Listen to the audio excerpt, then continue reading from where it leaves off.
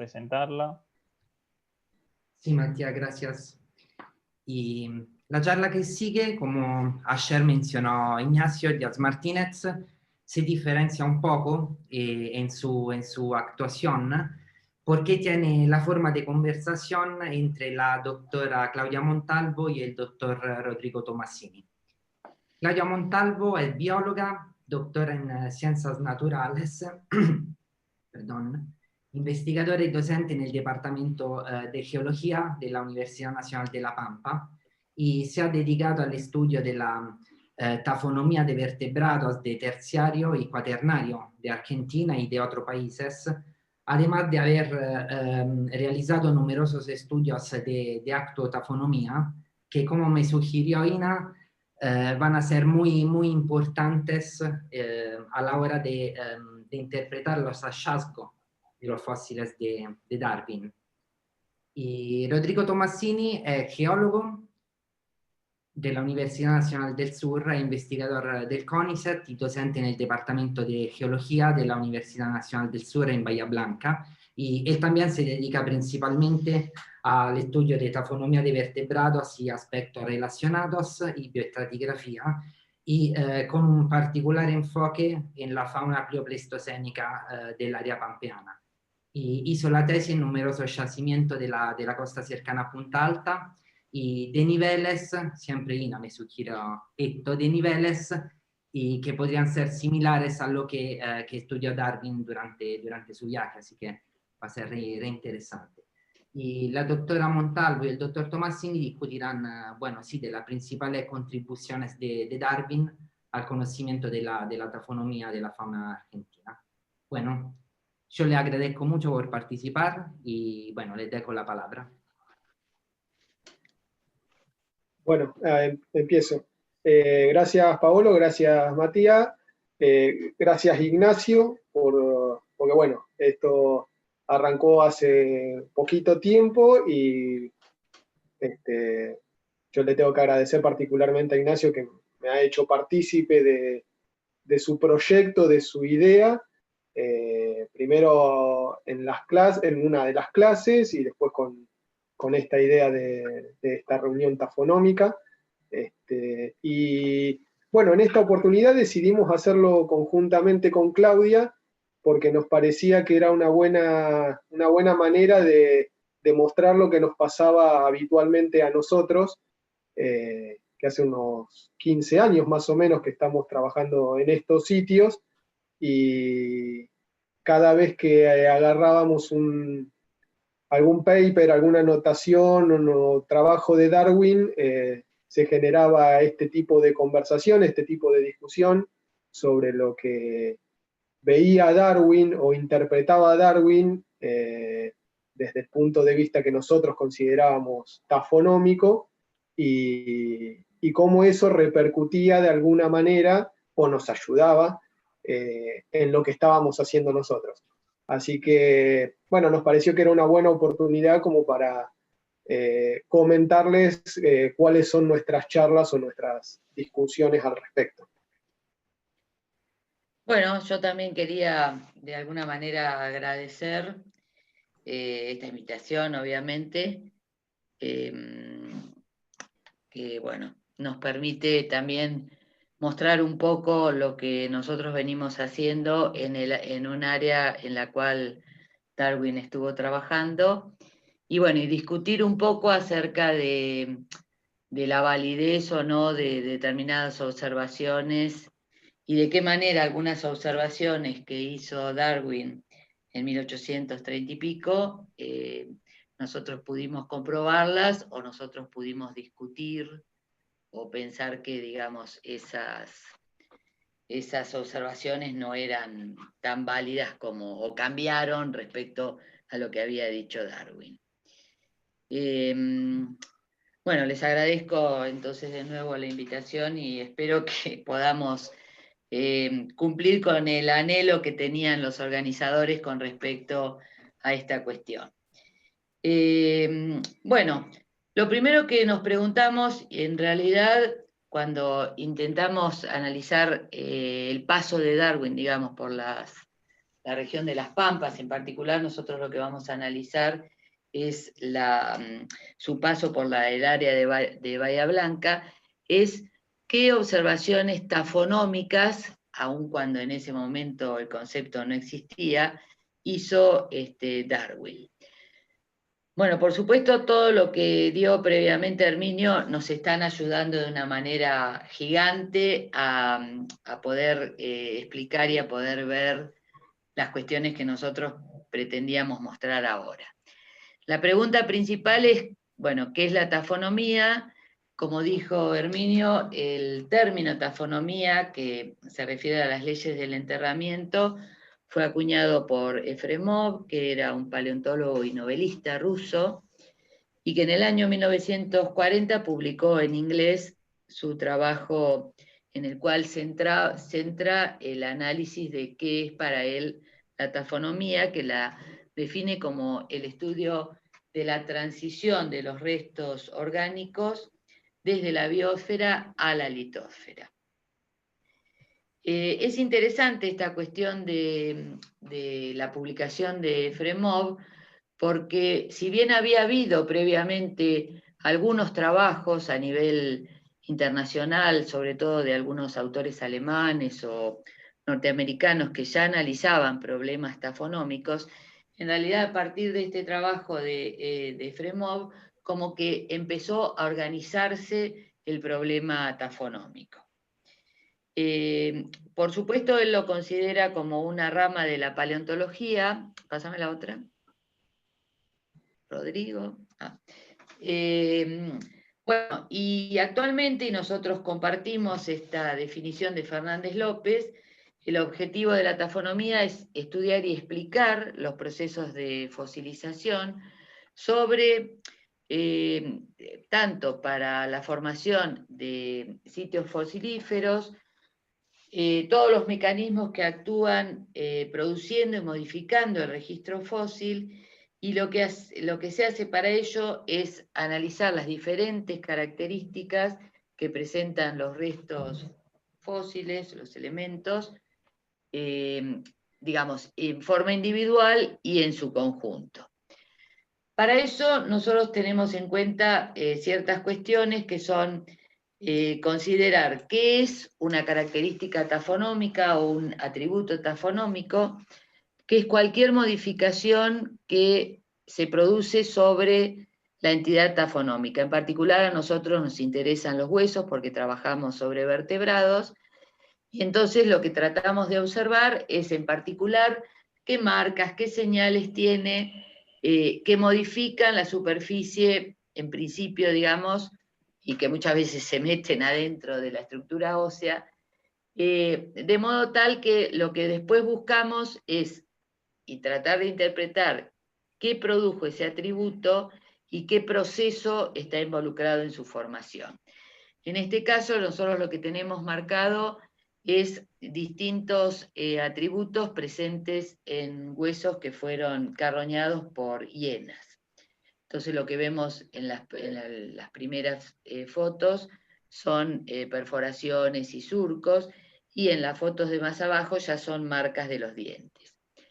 Ahora bien, Y ahí lo que tiene de interesante, ¿Cómo? perdón, Claudia, lo que tiene de interesante es que estas cuestiones, como mencionaba Paolo en tu presentación, en relación a la importancia del actualismo, y que de alguna manera esta foto lo muestra, porque resulta fundamental seguir los análisis actualísticos para después interpretar lo fósil, de alguna manera es algo que ya Darwin tenía claro, porque bueno, después vos vas a comentar un poquito eso también, cómo las observaciones que hacía sobre el registro fósil Darwin muchas veces estaban basadas en lo que veía en especímenes o en ejemplares actuales. Exactamente.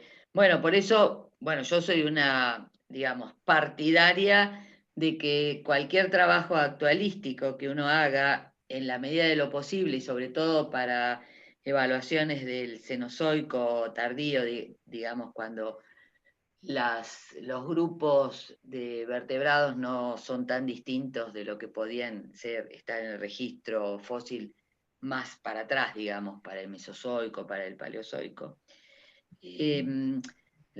Digamos, las características que uno puede ver en huesos actuales, ver de qué manera los distintos depredadores o carroñeros modifican y producen esas marcas, nos ayuda muchísimo a interpretar el registro fósil, obviamente.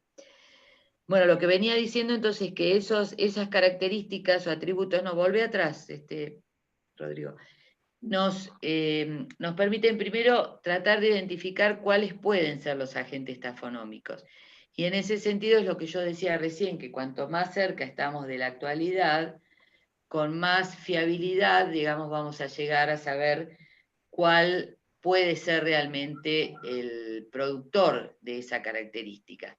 A medida que nosotros nos alejamos de los representantes actuales, de los grupos que nos interesan, en realidad cada vez es más difícil y lo que se puede hacer es formar grandes grupos, qué sé yo, por ejemplo, decir, bueno, esto fue producido por un mamífero carnívoro, por un ave rapaz, y no podemos ajustar mucho más cuando nos alejamos temporalmente. Y la última característica es que estas cuestiones que nosotros analizamos, atributos y agentes, están vinculadas con lo que llamamos el proceso tafonómico. Es decir, qué hizo que ese determinado agente, que puede ser un agente físico, biológico o químico, modificara de alguna manera los restos que nosotros estamos estudiando. Por ejemplo, acá, en el ejemplo que tenemos en esta figura, que yo les dije que eran, digamos, fotos de huesos modificados por hienas, los primeros 4 restos que se ven son, digamos, modificaciones que la hiena produce cuando trabaja con los premolares y molares. En cambio, las últimas 5 fotos están mostrando las modificaciones que las hienas producen sobre cuando actúan los incisivos y los caninos.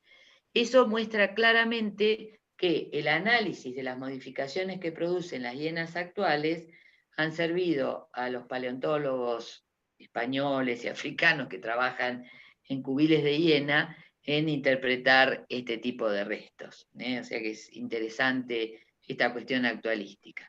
Sí, ahora sí. Lo que buscamos con todo esto es tratar de interpretar las historias tafonómicas de las asociaciones.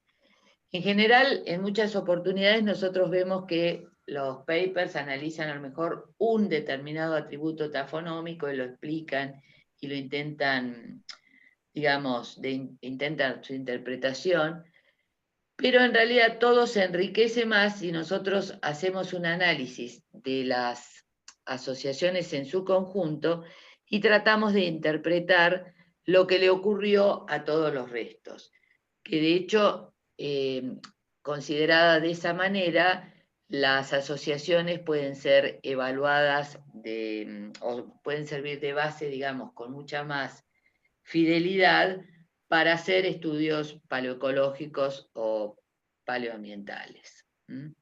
Acá, bueno, hay 2 ejemplos en los cuales se muestran historias tafonómicas. Bueno, y ahora sí, ¿qué pasaba antes de Fremont? Bueno, yo les dije que hay algunos trabajos, sobre todo a partir del siglo XX, que trataban problemas puntuales, que eran problemas tafonómicos, pero lo que sí resulta sumamente interesante es que Darwin, a lo largo de todo el viaje que hizo en el Beagle, realizó una gran cantidad de observaciones de atributos que presentaban, bueno, en este caso lo que nos interesa a nosotros son los fósiles, pero también realizó observaciones sobre los organismos actuales, que en la actualidad, bueno, cuando estamos refiriendo a los fósiles, que en la actualidad pueden ser considerados como, digamos, consideraciones tafonómicas. Y eso es lo que nosotros tratamos de recuperar en esta muestra. Las observaciones que nosotros vamos a hacer ahora se refieren en particular al análisis o las cuestiones que él trató referidas al área de Bahía Blanca, que es el sector donde nosotros estuvimos trabajando, porque bueno, realmente ahí encontramos que él hizo observaciones interesantes que nosotros pudimos comprobar o rechazar a lo largo de nuestros trabajos en sitios en los que él había trabajado o similares a los que él trabajó. Él, como ayer contó Teresa, estuvo 65 días en la región de Bahía Blanca, en 2 oportunidades, durante más de un mes en cada caso, y obtuvo información geológica, paleontológica y biológica de toda el área de Bahía Blanca. La otra. Bueno, el primer yacimiento del cual vamos a hablar es el yacimiento de Montehermoso, que actualmente, bueno, sabemos que es del Plioceno temprano. Después vamos a ver que él realmente, en una serie de manuscritos y de trabajos, él intentó asignarle una edad a la fauna de Montehermoso. Y bueno, estuvo ahí no tanto tiempo como en el otro yacimiento, que es el de Punta Alta, pero en el tiempo que estuvo, pasa la otra, recuperó, la anterior, Rodrigo, recuperó bastantes ejemplares, muchos de perezosos terrestres que se mantuvieron como indeterminados, y después recuperó muchos materiales de roedores que, bueno, ya vamos a ir viendo qué tipos de materiales eran. Yo creo que él recolectó menos material que lo que recolectó después en Punta Alta, porque me parece que en Farola Montehermoso él estuvo menos tiempo que lo que estuvo en Punta Alta, que realmente, ahora vamos a ver las características de los restos que él encontraba, obviamente que le llamaron muchísimo la atención y deben haber significado un objeto de sumo interés, y por eso él volvió en varias oportunidades ahí a Punta Alta. Sí, en relación a eso también vuelvo un poco a la charla de Teresa de ayer, porque también Teresa hacía referencia a la cuestión esta de que Darwin, cuando estuvo en Farola Montehermoso, tuvo que soportar una tormenta bastante importante, que creo que fueron un par de días, que eso también de alguna manera lo pudo haber limitado en cuanto a lo que es recolección de fósiles, porque el sitio este de Farola Montehermoso es un sitio que está repleto de fósiles en todos los niveles. Entonces, por un lado uno piensa también, qué raro que no haya juntado tanto, siendo que hay mucho. Sí, más que, perdóname, pero más que sabemos que después de una lluvia, en realidad cuando el sedimento rojizo, limo, que constituye la mayor parte de la formación Montehermoso, hace que los fósiles, ya sea los que son muy blancos o los que están impregnados, se noten bien y es muy fácil identificarlos. Por eso es raro. Sí. Sí. Yo creo que lo ha limitado un poco, tal vez, el tema de la tempestad esa, sumado a que también hay que tener en cuenta que en Punta Alta tenía menos para caminar, era una barranca chiquita, y a su vez que estaba repleta de huesos de mega mamíferos. Exacto, es lo que yo decía del interés, el interés de esos fósiles. Que eso puede, bueno, generar un mayor interés. En particular, bueno, con este sitio que lo hemos trabajado varias veces con Claudia durante mucho tiempo, hemos analizado toda su fauna, tanto desde el punto de vista taxonómico como temporal, como tafonómico. Son barrancas que están sobre la costa, entre Punta Alta y Pehuenco, y bueno, desde el punto de vista ambiental, los sedimentos portadores de todos estos fósiles que encontró Darwin y que después nosotros tuvimos la suerte de trabajar también, corresponden a un sistema de tipo fluvial con distintos subambientes metidos ahí adentro canales, llanuras de inundación y bueno, un poquito de todo. Sí, al respecto, perdóname Rodrigo, pero después vamos a ver qué interpretaciones hizo Darwin acerca de la estratigrafía del lugar y a qué ambiente lo vinculaba él, aunque tenía dificultades con el ambiente al que él lo vinculaba. Eso lo vamos a ver más adelante. Exactamente. Y cómo ya él hacía esas interpretaciones relacionadas entre la tafonomía y la paleoecología y los paleoambientes, que es la base fundamental de la tafonomía actual, la vinculación con el ambiente y con la ecología de los organismos.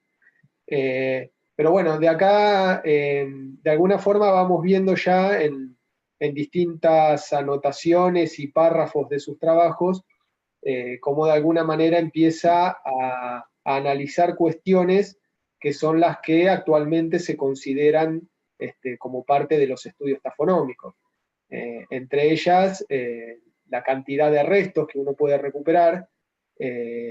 Lo que notó Darwin es que este yacimiento de Farola Montehermoso incluía una cantidad enorme de restos de roedores, que él lo compara con otros sitios y destaca esa diferencia, y que de alguna manera es bastante preciso en eso, porque nosotros hemos juntado más de 1000 restos, como dice ahí el cuadrito, y un 30% de esos materiales corresponden a restos de roedores, y se han identificado hasta 16 taxones distintos.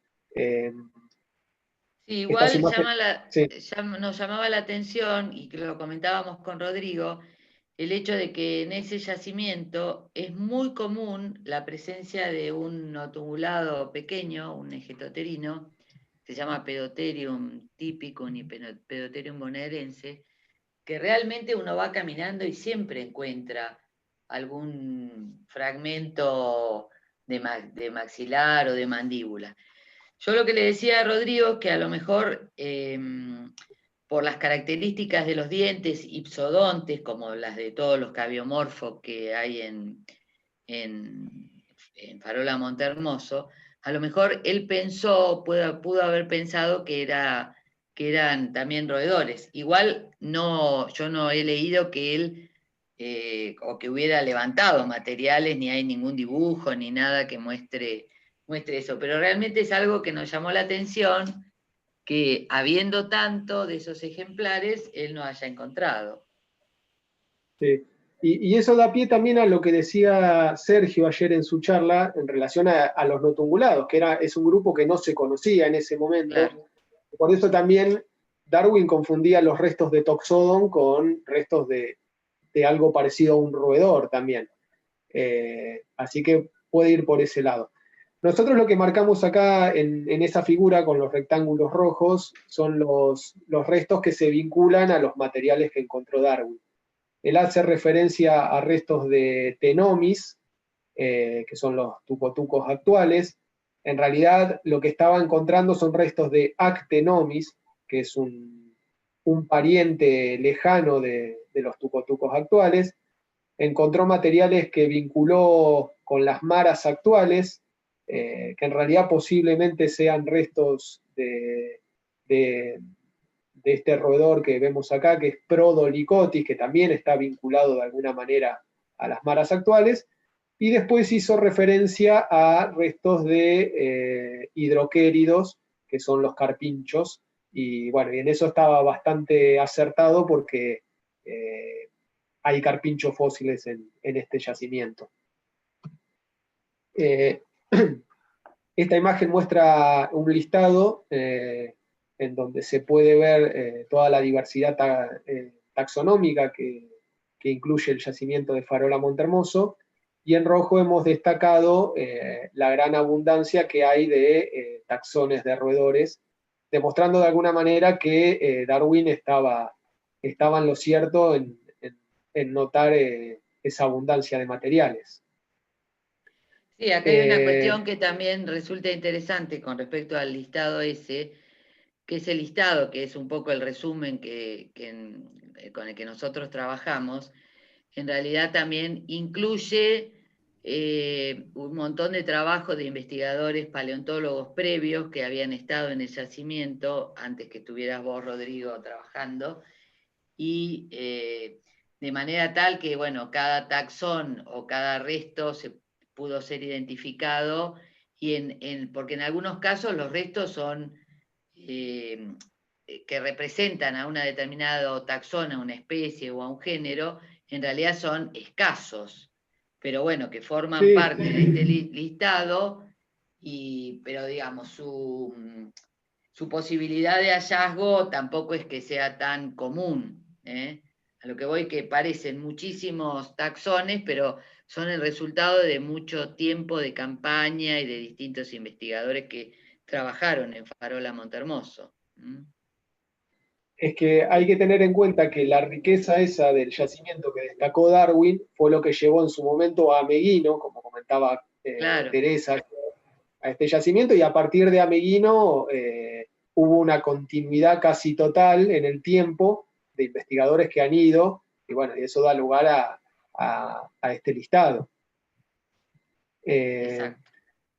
Bueno, Darwin también hace referencia a cómo estaban de alguna manera distribuidos los huesos, o como mencionábamos anteriormente, y como vemos ahí arriba resaltado en rojo, que la mayoría de los materiales correspondían a pequeños cuadrúpedos, fundamentalmente, como se mencionaba anteriormente, a roedores. Nuevamente, en distintos párrafos de distintas publicaciones, él hace referencia a esa abundancia de materiales, siempre destacando que en la mayoría de los casos corresponden a pequeños mamíferos. En todas sus anotaciones él destaca lo de los roedores, y simplemente en algunos casos menciona que también encontró restos de gran tamaño de algún perezoso indeterminado, pero no hay más referencias que esas. Y en varios casos indica de dónde vienen los materiales, que eso es lo que hablábamos recién, si de una u otra capa, y destaca si los materiales también, como se ve acá, estaban articulados o aislados.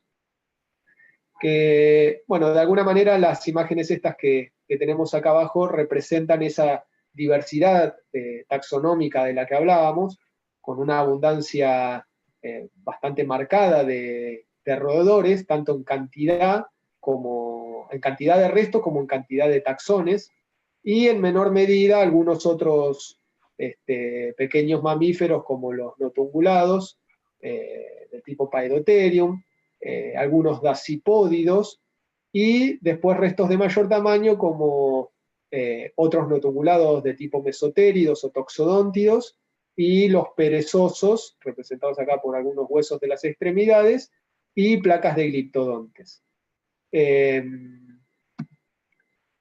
Bueno, nuevamente en otro de sus párrafos, él destaca la presencia de algunos restos articulados in situ, que esta es otra de las características que tiene este yacimiento, que la mayoría de los materiales que nosotros encontramos, y que por lo que leemos de Darwin él también los encontraba in situ, es decir, en el sedimento. Él menciona algunos restos articulados nada más, y es realmente cierto eso, porque son bastante escasos los materiales articulados, menos de un 10%. Esos materiales incluyen tanto restos postcranianos, como vemos en estas imágenes de arriba, algunos elementos de las extremidades o caparazones de dacipódidos o de gliptodontes, y en algunos casos algunos restitos un poco más completos, como el que vemos acá, que es una rana casi completita. Esos materiales nosotros los hemos encontrado fundamentalmente dentro de este ambiente fluvial que mencionábamos recién, en los depósitos que se vinculan a las llanuras de inundación. En los canales todos los restos aparecen desarticulados y con evidencias de transporte. Otra cosa que destaca también, que es bastante interesante, siendo que en ese momento estas características no eran de alguna manera consideradas, es la presencia de restos con las superficies pulidas. Eso es interesante porque es un atributo que en la actualidad se tiene mucho en cuenta en los estudios tafonómicos, porque la presencia en ambientes fluviales de restos con superficies pulidas o con bordes redondeados, como vemos en estas imágenes, son evidencias que de alguna manera están indicando que estos materiales pudieron haber sido transportados por cursos de agua. Así Sí, que de alguna manera, sí. No, que está bien lo que dijiste, porque aparte estos restos en la formación Montehermoso están asociados a un ambiente fluvial. De todos modos, restos redondeados también se pueden encontrar como, digamos, resultado de procesos digestivos, o sea, de restos, sobre todo porque estamos viendo redondeamiento en restos de microvertebrados. Y es común también que al pasar por el tracto digestivo de aves rapaces o de mamíferos carnívoros, se produzca redondeamiento de todos los bordes. Y bueno, también ahí los análisis tafonómicos son clave, digamos, porque es distinto el contexto en el cual estamos evaluando la oración, si es en un río o si es un redondeamiento producto de digestión. Que muchas veces son difíciles si uno encuentra el resto aislado, es difícil de interpretar ese redondeamiento. Exacto. Y de alguna manera ahí volvemos siempre a lo mismo, la importancia de los estudios actualísticos, porque se han hecho numerosas experimentaciones para diferenciar un tipo de redondeamiento del otro, y nuevamente la importancia siempre de vincular los materiales que uno encuentra con los niveles de procedencia, claro, para saber dónde puede estar más o menos ubicado uno y si es coherente lo que está interpretando. Exacto. Eso, perdóname, pero también está relacionado con lo que hablábamos hoy de los coleccionistas o la gente que recolecta material y que en realidad nos hacen perder a los que hacemos tafonomía toda esa información, que esta información de campo. Exacto. Bueno, a mí, y otro de los puntos interesantes que hace referencia también Darwin en distintas oportunidades, y que a mí es una de las cuestiones que más me llamó la atención y que más destaco de su visión tafonómica, es que él menciona que todos los restos, son compactos y fuertes. Y en ese sentido dice que, bueno, además de que están manchados con color rojo, o algunos que son totalmente negros, como el azabache. Pero en relación a esos materiales compactos y fuertes, él dice que esos restos han sufrido más cambios químicos que los que pudo haber visto en cualquier otro lugar. Y en realidad eso es una interpretación que yo le decía a Claudia, a mí me parece fantástica, porque está haciendo interpretaciones mineralógicas y geoquímicas de fósiles, cuando aún no existía nada que permitiera hacer eso, porque no había difractómetros de rayos X, porque no había equipos de geoquímica que pudiesen determinar qué elementos tenían, y simplemente él, analizando de alguna manera la textura del hueso, la compactación que tenía o la densidad que tenía, él de alguna manera ya estaba interpretando los cambios diagenéticos que habían sufrido los huesos. Así que por ese lado a mí me parece fantástico. Y bueno, de alguna manera no estaba para nada errado, porque nosotros hemos hecho análisis mineralógicos y geoquímicos sobre esos restos, fundamentalmente porque uno, cuando está en el campo, lo que llama mucho la atención en ese yacimiento, y que es lo que vio Darwin, es que algunos materiales son bastante claritos, como se ven acá, pero otros son totalmente negros. Y eso es una de las cuestiones que indagamos en distintos trabajos, y hemos visto, como se ve acá en uno de los difractogramas, una comparación entre uno de estos materiales claritos y uno totalmente negro, y lo que se puede ver como diferencia son estos picos acá, que están representando la presencia de manganeso. Es decir, que durante la diagénesis de esos huesos hubo circulación de fluidos ricos en manganeso que generaron impregnaciones que dieron esta coloración oscura. Y esa presencia de manchas rojas que menciona Darwin también, las hemos visto en secciones delgadas que hicimos, y que en realidad es cierto porque son impregnaciones con óxidos de hierro, que en algunos casos le da una coloración parcialmente rojiza también a la superficie externa. Bueno, y los rayos X nos dieron un cambio mineralógico entre lo que hubiese sido el hueso actual, el hueso original, perdón, los cuales están compuestos por hidroxiapatito. Nosotros obtuvimos un difractograma que nos dio la presencia de un mineral que se llama francolita, que es una derivación de ese hidroxiapatito original, y que realmente, como notaba Darwin, le da más fuerza al hueso, lo hace más resistente. Así que en ese sentido es totalmente destacable esa observación. Bueno, después él, cuando hace referencia a todos los restos que encuentra, menciona qué es lo que encuentra. Y en todos los casos uno puede ver que la mayoría de los materiales que colectó son fragmentos de algo. Y eso también, de alguna manera, es una observación tafonómica, porque él está mencionando con claridad qué es lo que recolectó. Y bueno, nosotros en este yacimiento también hemos hecho ese tipo de observaciones y hemos notado que la mayoría de los materiales que encontramos están incompletos y tienen distintos tipos de fracturas.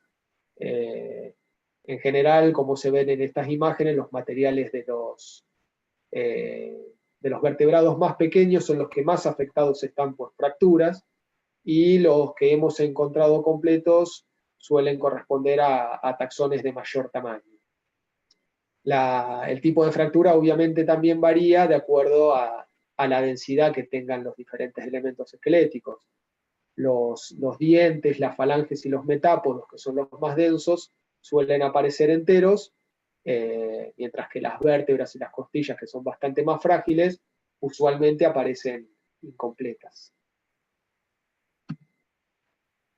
Y este es otro punto bastante interesante con el que Darwin de alguna manera cierra su análisis sobre este sitio de Montermoso, de Farola Montermoso, y es que él dice que de alguna manera se pregunta si los fósiles que encuentra y los sedimentos en los que están depositados esos materiales podrían corresponder a un océano abierto, un mar abierto,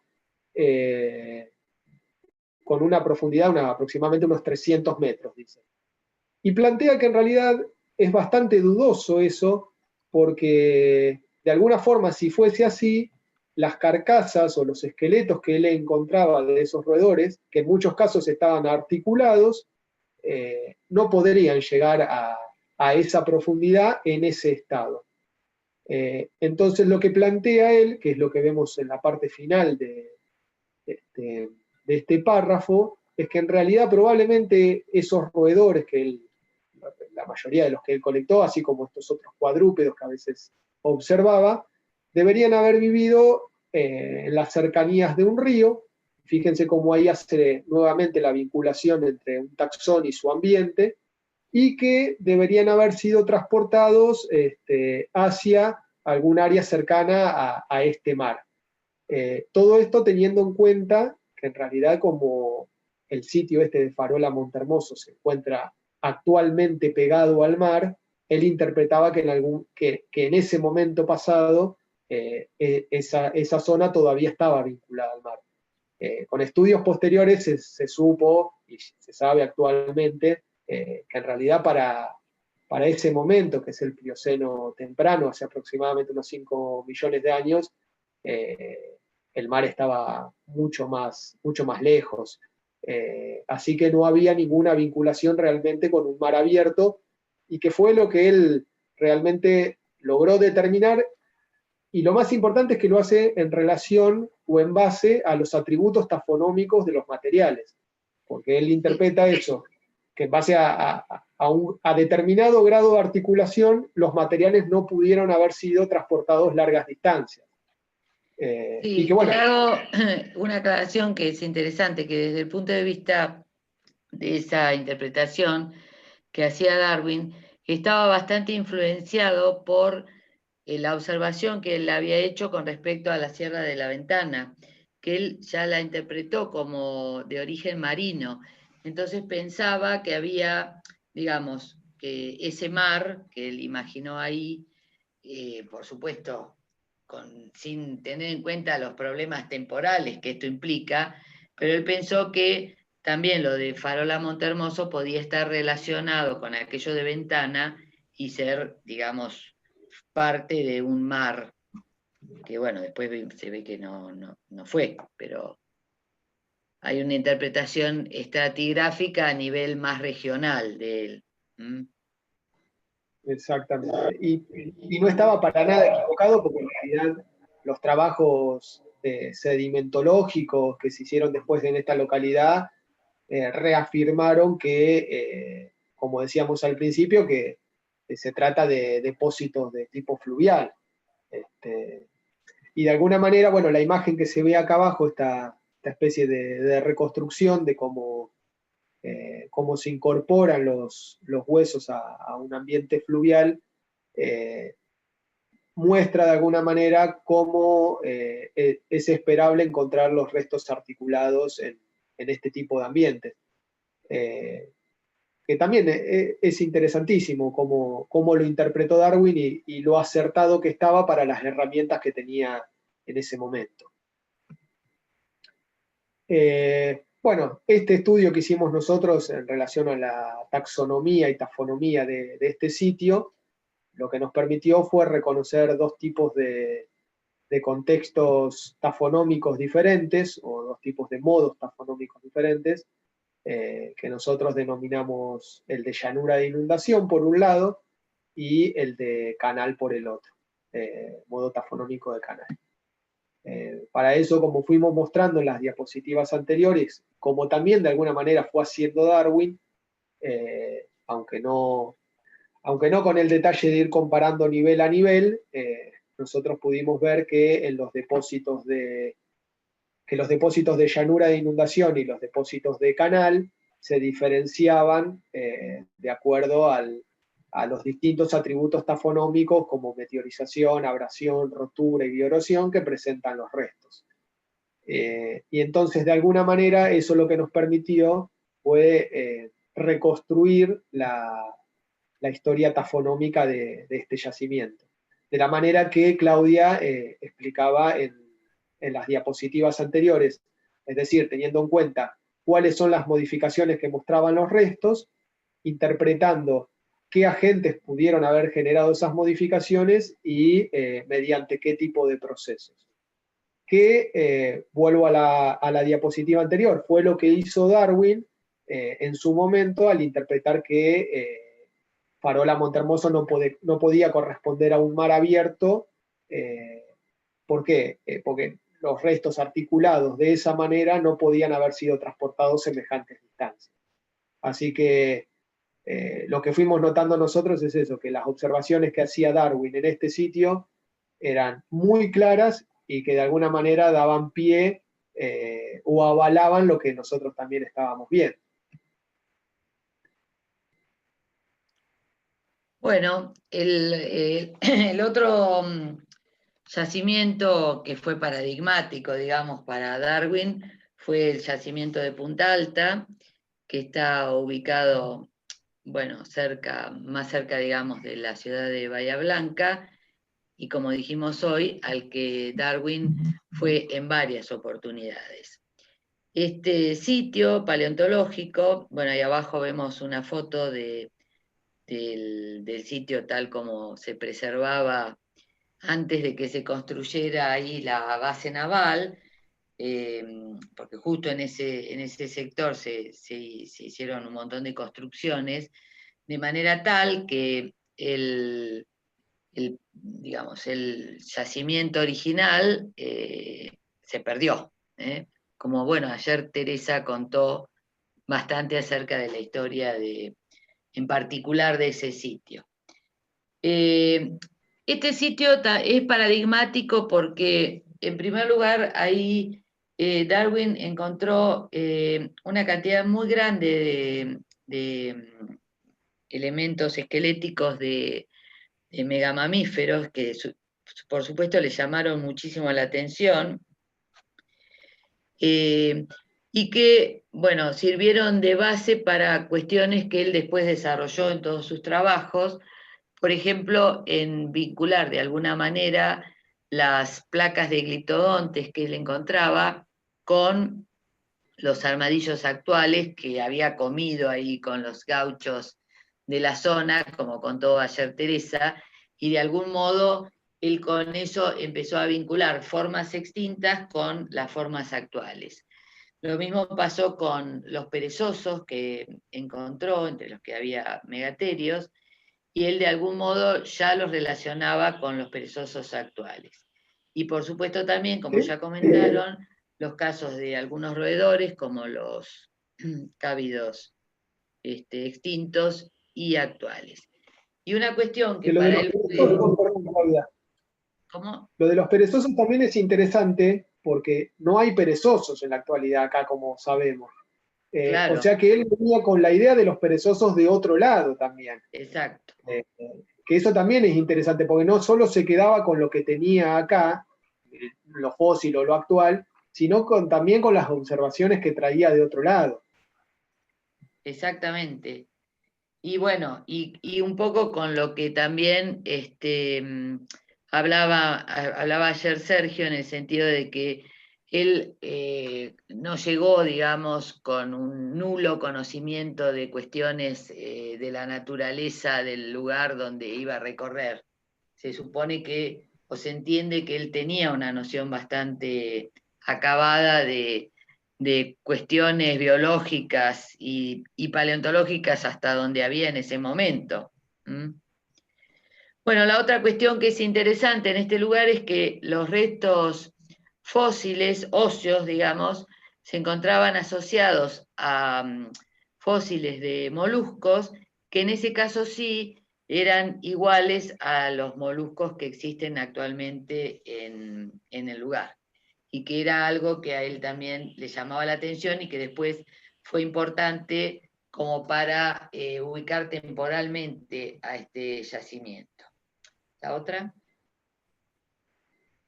Bueno, acá se muestra el listado de todos los mamíferos que él encontró. En realidad, cuando él recuperó esos materiales, el único que estaba descrito era el Megatherium, y no sé si Toxón, no recuerdo, pero bueno, lo interesante es que él recolectó inmediatamente, se los mandaba o se los entregaba a Owen, quien fue el que describió todos estos ejemplares. Y bueno, resulta, como yo decía hoy, interesante el hecho de que acá encontró mucho más material porque estuvo más tiempo y obviamente yo creo que a él le llamó muchísimo la atención las características que tenían esos materiales. ¿La otra? Pásame la otra. En el yacimiento de Punta Alta es interesante porque cuando él escribe acerca de este yacimiento, en realidad va marcando en sus distintos trabajos o en sus distintos párrafos de las descripciones distintos atributos tafonómicos. Por ejemplo, marca el número de restos que encuentra de mamíferos gigantes.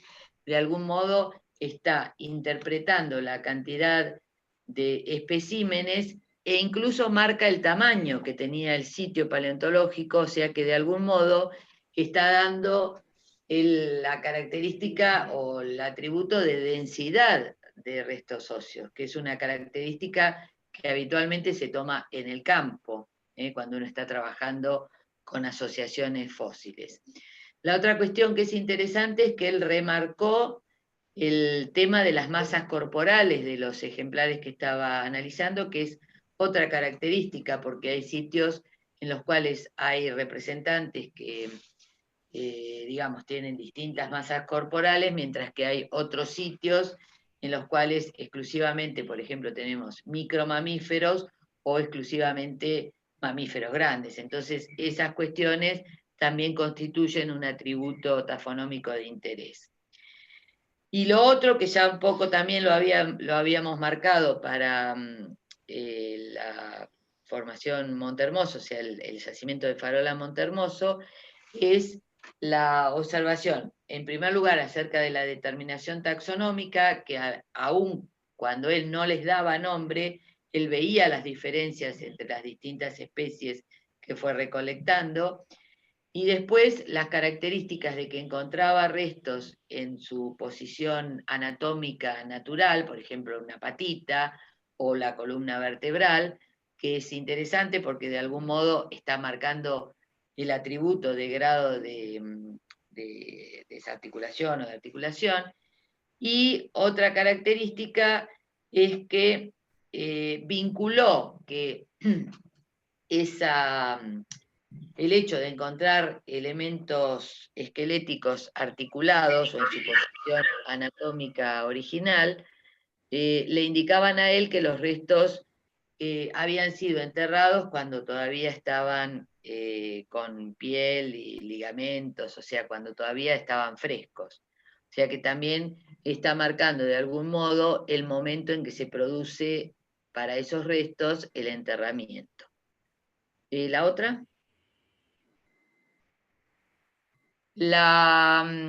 Otras características que él vio, y que, bueno, como dije recién, va marcando en sus distintos textos, es la meteorización o las características que presentaba la superficie ósea, en realidad, que, bueno, de algún modo marcaba que en muchos casos apoyaban, digamos, el hecho de que los restos habían sido enterrados bastante rápido. El redondeamiento, en el caso de algunos restos, que obviamente, como decíamos recién, en el contexto de un conglomerado, digamos, de los niveles portadores, se puede vincular con transporte. El color de los restos, marcados, bueno, la mayoría de los restos de punta alta eran claros, pero sin embargo, después voy a explicar que encontró algunos restos muy impregnados, bueno, el grado de articulación que yo dije, y también otro elemento que él, otro atributo que él marcó, son las bioerosiones, o sea, lo que él comentaba era que había muchos restos que tenían en su superficie adhesiones producidas por animales marinos. El color, o a él le llamó la atención que en ese sitio de Punta Alta él encontró un fragmento de hueso con mucha evidencia de abrasión y muy negro, y que él después interpretó como que ese resto venía de niveles de la formación Montehermoso. Bueno, del lugar de Montehermoso, porque todavía no estaba asignada la formación. Y eso es interesante también para tener en cuenta que ese elemento o ese atributo tafonómico, él lo usó para asignar la edad a los fósiles de Punta Alta. La otra diapositiva. Acá mostramos otros de los materiales que él encontró ahí en Punta Alta y que nos están hablando, bueno, de completitud ósea, o sea, la cantidad de restos completos o incompletos, de abrasión, que yo ya les comenté, o sea, mostrando que algunos estaban rotos y abradidos y movilizados. o sea, el transporte, el grado de articulación, fíjense este esqueleto de un Celidotherium, que está realmente, los elementos esqueléticos están en la posición anatómica correcta, y eso a él también le indicaba que habían sido enterrados rápidamente. Esa observación, Claudia, es también sumamente interesante porque de alguna manera denota cómo él sabía lo que pasaba con organismos actuales.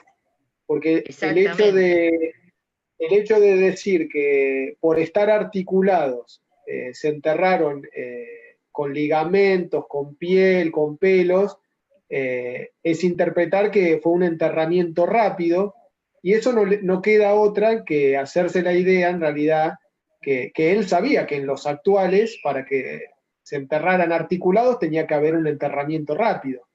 Entonces, nuevamente, marca cómo cómo Darwin se basaba en cuestiones actualísticas para interpretar lo que veía en los fósiles. Exacto, sí, sí. Bueno, y en relación a eso, en realidad, como ya contó Teresa ayer, como recién mencionaba Claudia, desgraciadamente, de alguna manera, no tenemos la posibilidad todavía, o no tuvimos la posibilidad de acceder a las barrancas originales que estudió Darwin, pero hay varios sitios cercanos, como las canteras de Punta Alta que ayer mostraba Teresa, o como este otro yacimiento, Playa del Barco, que se encuentra pegadito al balneario Pehuenco, que tiene niveles sedimentarios y tiene una fauna que es semejante a lo que menciona Darwin para Punta Alta, y que de alguna manera nos estaría permitiendo hacer una correlación. En esta foto de acá se ve el yacimiento de Playa del Barco, que lleva su nombre por un barco hundido que quedó en las costas. Y lo que se ven acá son niveles de conglomerados, intercalados en algunos casos con unos niveles más finos de limos y arcillas, que son correlacionables con los niveles de conglomerados y de limos superiores que menciona Darwin en sus trabajos. La fauna también es similar, como mencionaba Claudia, así que de alguna manera creemos que son depósitos correlacionables.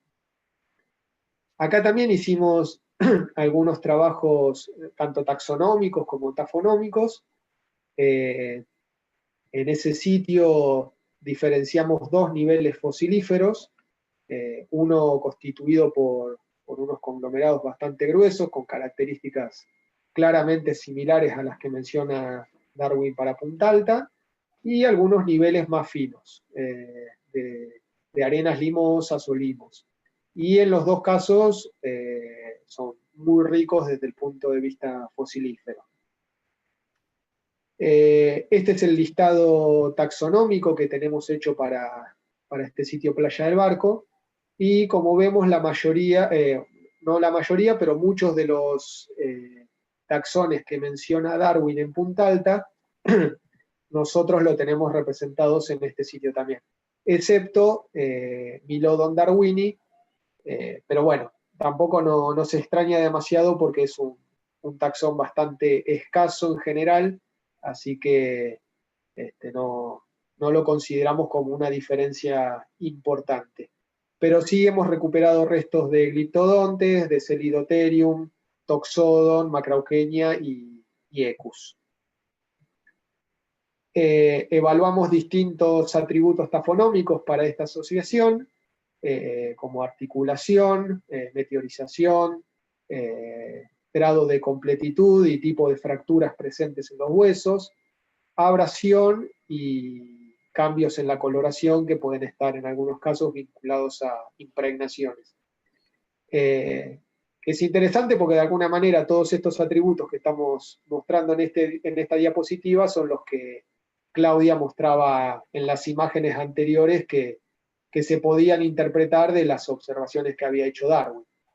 Y en base a estas características, lo que pudimos reconocer nosotros es que las asociaciones de vertebrados que recuperamos en los dos niveles fosilíferos, tanto en los conglomerados inferiores como en las areniscas superiores, fueron depositados o fueron acumulados por flujos densos o flujos de barro que arrastraban materiales de distintos lugares y los depositaban en alguna especie de planicie aluvial. Es interesante esto porque, perdóname, pero es interesante porque ese tipo de niveles portadores perfectamente puede movilizar carcasas bastante enteras o incluso restos todavía con ligamentos, como decía Darwin, y también y dejarlos no en el lugar de muerte, sino luego de haber sido transportados con poca evidencia de abrasión, pero manteniendo la conexión anatómica, que es lo que él encuentra en Punta Alta, algunos restos articulados y otros aislados. Y este tipo de sedimento no, de nivel, así como un flujo de barro, se caracteriza por poder mover de esa manera los restos. Exactamente, todo lo que encuentra lo arrastra como lo encuentra. En muchos casos, al tener mucha densidad, por la cantidad de sedimentos que arrastra, lo lleva flotando en superficie, entonces eso hace que no haya desarticulación, rodamiento, ni nada de lo que generalmente pasa dentro de un canal fluvial. Exacto. Bueno, hicimos también otro tipo de estudios, analizando la mineralogía, la geoquímica de los materiales. Notamos también, como veíamos en Montehermoso, la diferencia en la coloración de los materiales, algunos muy claros, otros muy oscuros. Nuevamente, cuando hicimos geoquímica, nos dio que la coloración oscura estaba vinculada a la presencia de óxidos de manganeso, y de alguna manera fuimos corroborando también lo que iba observando Darwin en relación a eso. Una cuestión interesante de este yacimiento es que en esos niveles de areniscas superiores se recuperó una gran cantidad de restos, fíjense, 283 restos, de un taxón, de un perezoso terrestre, el Lestodon armatus. Y lo interesante es que se encontró en un área bastante chiquita, porque en realidad como esto está sobre la costa, simplemente o únicamente se pueden observar estos afloramientos cuando hay bajamares extremas, o sea que no es muy habitual ir a sacar fósiles acá. Y en un área de aproximadamente unos 500 metros cuadrados recuperamos unos 283 restos. O se recuperaron, porque son colecciones que en su mayoría hizo Teresa. Eso nos dio una densidad de restos de 0.56. Avalando otra vez una de las observaciones de Darwin, que destacaba la gran cantidad de restos, fundamentalmente de megamamíferos, que había en Punta Alta. Bueno, acá en Playa del Barco nos pasaba algo similar. Se hizo una datación sobre uno de esos materiales y dio casi 20.000 años. Entonces, a partir de eso, nosotros nos planteamos la posibilidad de hacer un estudio multidisciplinario, teniendo tanta cantidad de restos de un mismo taxón. Pensamos que sería interesante analizarlo de manera independiente al resto de los materiales que habíamos evaluado anteriormente en Playa del Barco. Es interesante que en ese sitio, y con este taxón en particular, notamos diferencias de tamaño en los materiales, en un mismo elemento esquelético, como en este caso mandíbulas, que nos permitieron suponer que la asociación estaba conformada por individuos de distintos estadios ontogenéticos, en base a distintas características como grado de fusión de algunos materiales, desgaste de dientes o o el tipo de maduración del hueso, nosotros consideramos que teníamos individuos juveniles, 4 individuos juveniles, 6 individuos adultos y 3 individuos seniles, que en realidad a esos los identificamos por presencias de patologías, es decir, de enfermedades que generalmente se vinculan, o lesiones que generalmente se vinculan a individuos con una edad avanzada. Y por otro lado, tanto en los cráneos como en las mandíbulas vimos algunas diferencias notorias, en este caso están marcadas por la posición de los occipitales o por la anchura, el ancho de los cráneos o la orientación de los caniniformes en las mandíbulas, que son evidencias que para otros perezosos se han propuesto como indicativas de dimorfismo sexual. Es decir, que probablemente en esta asociación del estodon tengamos tanto individuos machos como individuos hembras. Bueno, y planteamos un análisis tafonómico particular, como decía, para esta asociación, evaluando, como hicimos en el caso anterior, la meteorización, el tipo de fracturas, acá vemos costillas bastante meteorizadas, el grado de abrasión, el redondeamiento por transporte, algunas marcas vinculadas a la acción de carroñeros o depredadores que rompieron los huesos, bueno, y características que en general avalaban esa interpretación previa que teníamos nosotros sobre un conjunto de huesos que había sido acumulado por estos flujos de barro densos. Como les comentaba, algunas patologías que encontramos en los huesos nos permitieron determinar que había individuos de avanzada edad. Esas patologías estaban constituidas fundamentalmente por algunas deformaciones que se ven en las vértebras, vinculadas a estos puentes intervertebrales que se forman, que en muchos casos está vinculado al enorme tamaño corporal y peso que tenían estos perezosos terrestres, deformaciones en las espinas vertebrales, y en particular una que nos llamó la atención es la que se veía en algunas vértebras caudales, es decir, de la cola del animal, que presentaban una destrucción casi total del cuerpo vertebral, y que eso lo terminamos interpretando como el resultado de un comportamiento vinculado a este tipo de perezosos terrestres, que era la posibilidad de pararse en 2 patas y al momento de apoyar la cola para darse equilibrio, utilizándola como un tercer pie, ejercían o apoyaban todo su peso sobre la cola, y eso generaba la destrucción en estas vértebras, que es esta lesión que está mencionada acá, osteocondritis dissecans. Y bueno, como mencionaba recién, esto se vincula a la edad avanzada que tenían estos individuos y a la masa corporal. Son perezosos que llegaban a los 4.000 kilos de peso.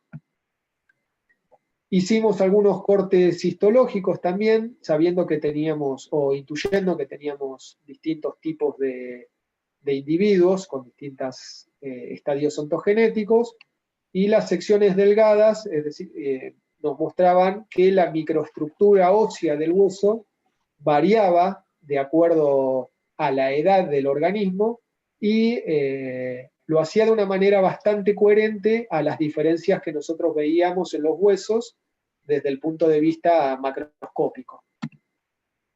Bueno, también un estudio bastante interesante que hicimos en esos materiales es el de isotopía, para determinar qué nicho ecológico ocupaba este taxón y cuál era su dieta fundamental. Vemos estos análisis nos dieron que el estodon tenía una dieta bastante amplia, una flexibilidad de dieta bastante amplia, se alimentaba tanto de vegetación C3 como de C3-C4, o una mezcla, que son resultados que de alguna manera concuerdan con estudios previos que se habían hecho en base a a las características mandibulares, craneanas y dentarias de este taxón. Entonces, de alguna manera, la suma de estas características, es decir, que por un lado la gran cantidad de restos en un área muy pequeña,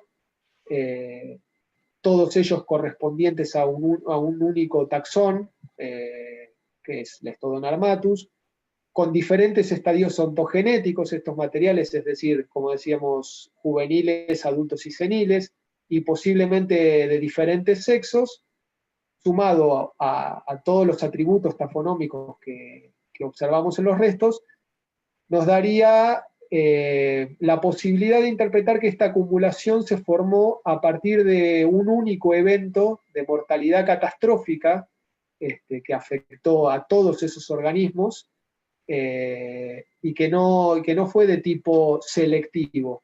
De alguna manera, Arminio ya lo mencionó en su charla previa, este tipo de diferencia de mortalidad catastrófica o natural. Nosotros en este caso no vimos una selección que nos permitiera decir que se murieron más adultos, más juveniles. No, acá parece que se hubiese muerto toda una comunidad o todo un grupo. Ese tipo de acumulaciones, por lo general, indican un tipo de concentración de origen biológico.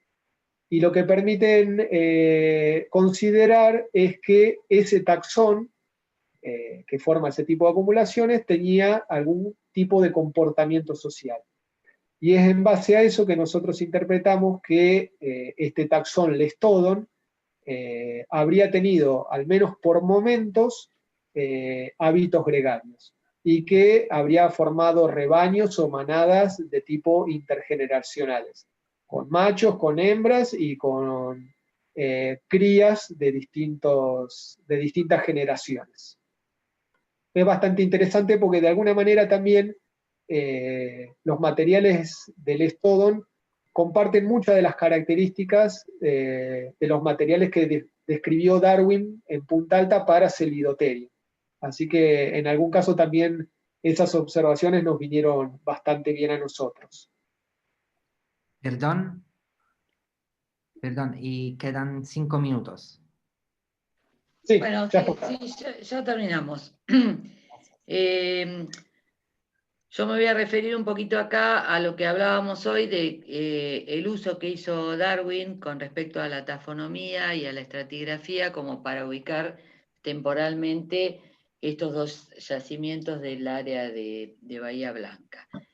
Él en varios trabajos, bueno, comenta el tema de su duda acerca de cuál es la edad relativa de cada uno de estos sitios, y por varias características tafonómicas, como lo que yo les había comentado acerca de esos restos oscuros y con erosión, con abrasión, que encontró en Punta Alta, más el hecho de que estuvieran los restos de megamamíferos junto con los fósiles de moluscos similares a los actuales, le hizo pensar a Darwin que el yacimiento de Punta Alta era más nuevo que el de la farola Montehermoso.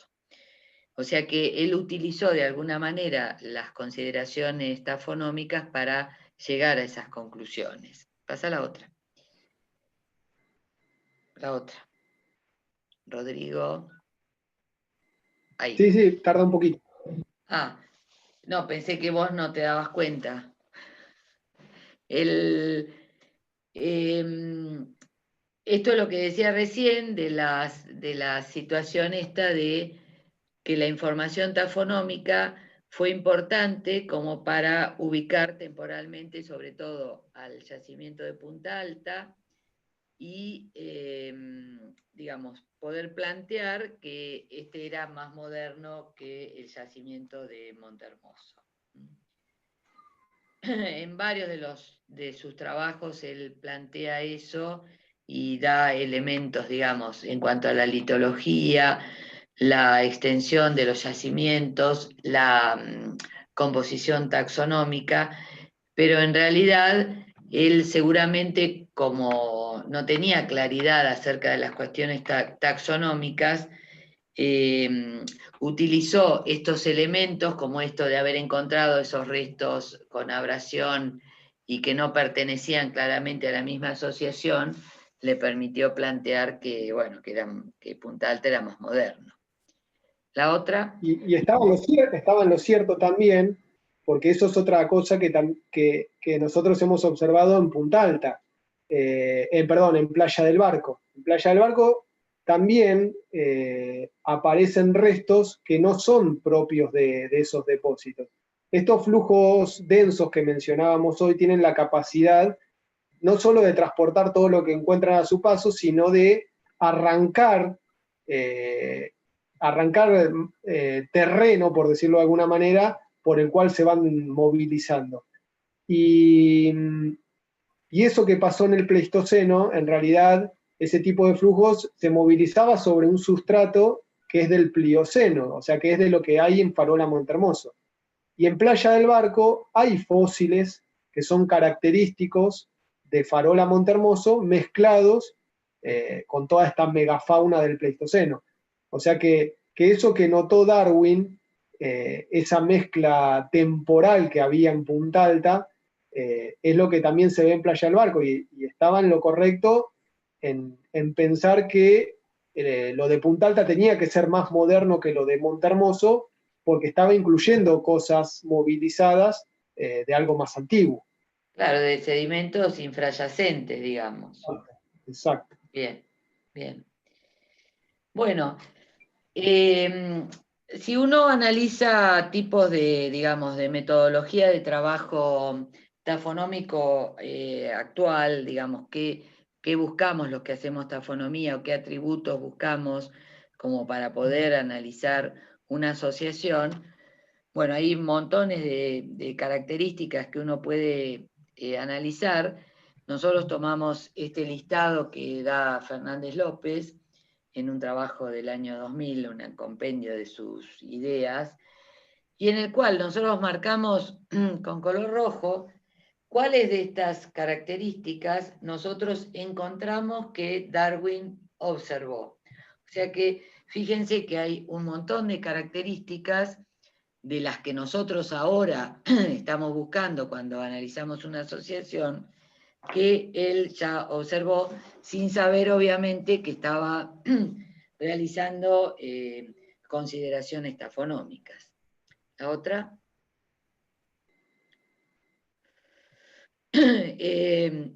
A esto se suma, como bueno, han planteado varios autores y entre ellos Eldredge en 2009, digamos, la importancia que tienen los estudios que hizo Darwin en la zona de Bahía Blanca, porque estos autores piensan que realmente sirvieron como inspiración para la elaboración de la teoría de la evolución, y en particular la otra pasa también que, digamos, afianzaron sus ideas con respecto a lo que él planteó acerca de la transmutación de las especies, que es un poco esto que mostrábamos de observar las características de los fósiles y de algún modo vincularlas con las especies actuales. La otra. Bueno, nosotros lo que intentamos hacer en esta presentación fue resaltar el interés de Darwin por conocer el origen de los fósiles que él encontraba. Por supuesto, él hizo diferentes observaciones e interpretaciones de esas observaciones, que fueron lo que a él de algún modo le permitió generar una historia tafonómica de los materiales, tanto de Punta Alta como de Montehermoso. Esto resulta, digamos, sumamente interesante si uno considera que estas observaciones fueron hechas en el año 1830 y pico, y que él, bueno, escribió sus trabajos a posteriori, pero en realidad en un momento en el cual estos aspectos de los estudios paleontológicos no eran considerados para nada. Y es interesante el camino este de Darwin, y el camino de la tafonomía, porque las observaciones tafonómicas que hizo Darwin le permitieron realizar interpretaciones paleoecológicas, paleoambientales y bioestratigráficas. Y en realidad el auge de la tafonomía, vinculada con los estudios paleontológicos, digamos, empieza a tener mayor importancia a partir del momento en que se ve la necesidad de mejorar las evaluaciones paleoecológicas de los yacimientos que se estudian. Y eso ocurre a partir del año 1970, más o menos, en el cual empieza a haber paleontólogos ya ocupados directamente en los estudios tafonómicos o directamente tafónomos, digamos. En ese sentido, y vinculado un poco con lo que yo les decía hoy con respecto a qué buscaban en general los paleontólogos argentinos, porque hay necesidad de saber cuál es la composición taxonómica de todos los yacimientos. En realidad hubo muchísimo trabajo paleontológico en la Argentina en todo el siglo XX, pero muy pocos paleontólogos que se ocuparon de describir o al menos hacer mención a observaciones que seguramente ellos se hacían, que debían ser observaciones tafonómicas que les permitían interpretar mejor los yacimientos, pero cuando uno busca la bibliografía paleontológica argentina eso no lo encuentra. Solamente, digamos, como excepción, podemos mencionar a Meguino y ya después, a posteriori, a partir del año 1980 más o menos, comienza a ver en los sitios de los yacimientos argentinos evaluaciones tafonómicas de mayor envergadura, digamos, mayor seriedad. La otra. Desde nuestra perspectiva también actualística, nosotros resaltamos la labor de Darwin, explorando, describiendo e interpretando problemas tafonómicos que aún hoy son objeto de estudio, porque si bien nosotros mostramos esto que se hizo ahora, por ejemplo, yo les comento que en la Patagonia, en la Formación Santa Cruz, si bien, bueno, ahí estuvo recolectando, por supuesto, material Darwin y Sullivan previamente, recién en la década del 80 y pico, o sea, en la década del 80, pasadita, digamos, casi en la década del 90, hubo el primer trabajo tafonómico en la Formación Santa Cruz, en la costa, que fue el trabajo de Tauber, y en realidad después no hubo muchos más trabajos, o sea que hay muchísimos yacimientos de Argentina que resultan de sumo interés desde el punto de vista paleontológico, que todavía no han sido objeto de estudios tafonómicos o que han sido objeto de estudios tafonómicos escasos, digamos, que falta todavía trabajar mucho. Por eso resaltamos toda esta tarea que hizo Darwin sin saber que estaba haciendo tafonomía. Bueno, finalmente nosotros pusimos acá una serie de links vinculados con todos los trabajos de Darwin y con los museos donde está la mayoría del material que él recolectó. Bueno, que lo pueden tomar o nos lo pueden pedir de nuevo y nosotros se los pasamos. Bueno, listo, terminamos. Muchas gracias por habernos escuchado. Fue Muchísimas medio gracias a largo. ustedes. Y estuvo genial la charla. No sé si hay preguntas. A ver, me fijo en el chat. Si alguien tiene pregunta. Y si me permiten el comentario, me apasiona leer lo que en los textos de Darwin, lo que Darwin encontró y cómo lo cuenta, tanto en los textos en inglés como en castellano, y en las subsecuentes ediciones, pero la verdad que te lo cuenten y que te pongan ejemplos y que te lo expliquen como lo han explicado Claudia y Rodrigo, esto es un lujo. Así que yo les doy las gracias y bueno, me han hecho muy feliz esta tarde. Gracias. Bueno, gracias a ustedes que nos hicieron hacer este trabajo. Y Que sos fue un feliz con gusto poquito igual también. hacerlo. ¿Eh? Es feliz con poquito también. Sí. Ah, No, bueno, lo que fue interesante para nosotros, que lo conversábamos con Rodrigo, es que ni él ni yo éramos ávidos lectores de los trabajos de Darwin, que en realidad ahora nos metimos un poco en toda esta problemática y ahí descubrimos esta faceta que es sumamente interesante de él como un naturalista, digamos, muy interesado en las cuestiones vinculadas con el por qué están estos huesos acá, que es lo que todos los tafónomos nos preguntamos. ¿Cómo llegó esto acá? ¿Qué pasó para que estos huesos que yo estoy estudiando ahora estén donde estaban en el momento que los recolectamos? Es interesante. unas cositas, lo felicito. Estuvo muy bueno. Y algunos comentarios, lo del Milodon de Playa del Barco, que viste, Rodrigo, que tal vez en los materiales que estudiaste no había, pero nosotros en el museo tenemos material Milodon de Pehuenco, probablemente se encontró rodado, por eso no está, pero casi todo proviene de ahí, de Playa del Barco.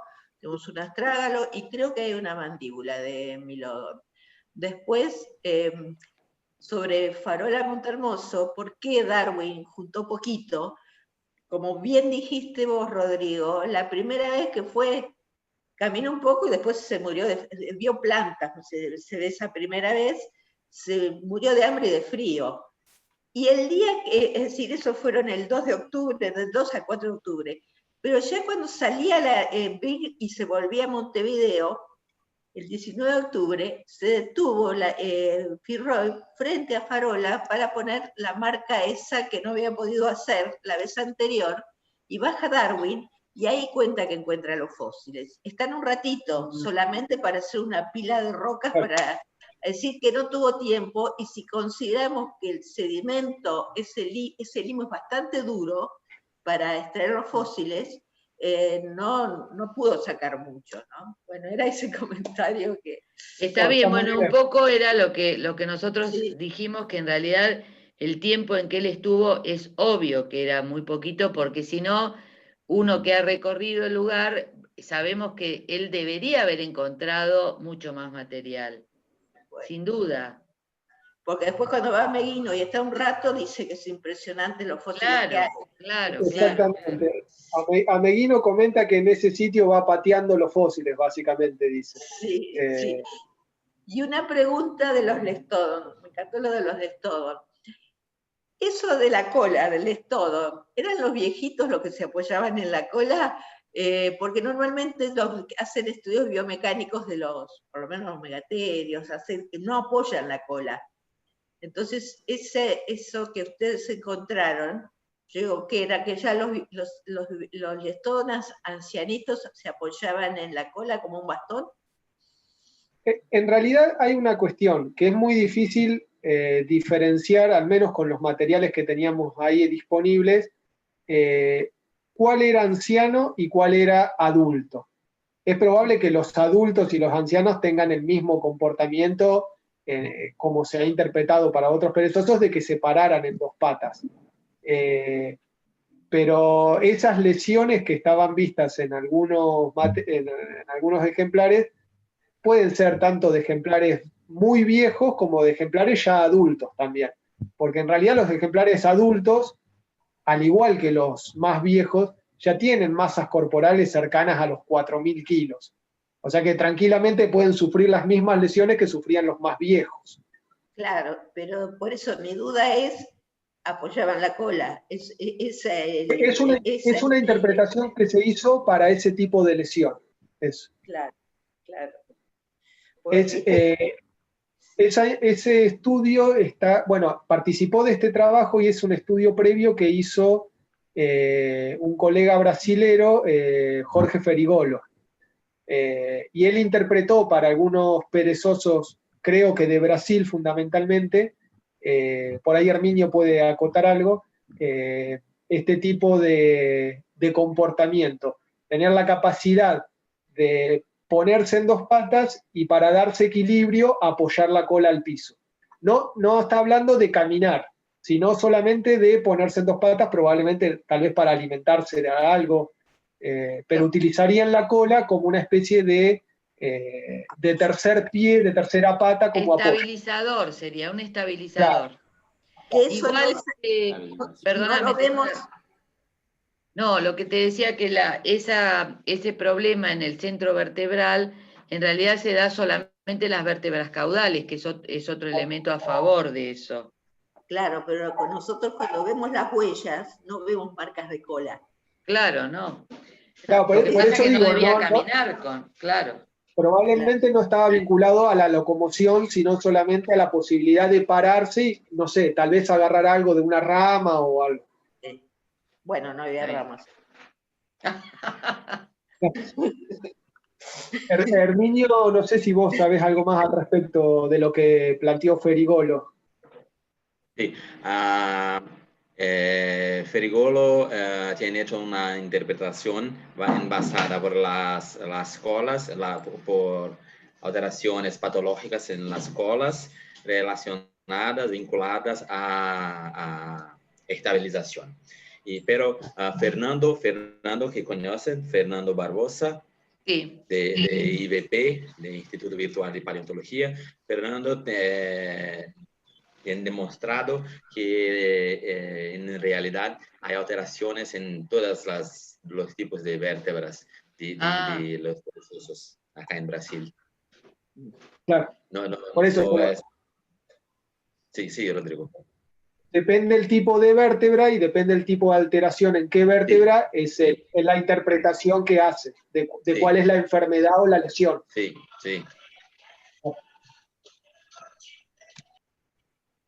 Muy lindo, te felicito. Gracias. Bueno, si no hay otra pregunta, podemos seguir adelante. Matías. Bueno, vamos con la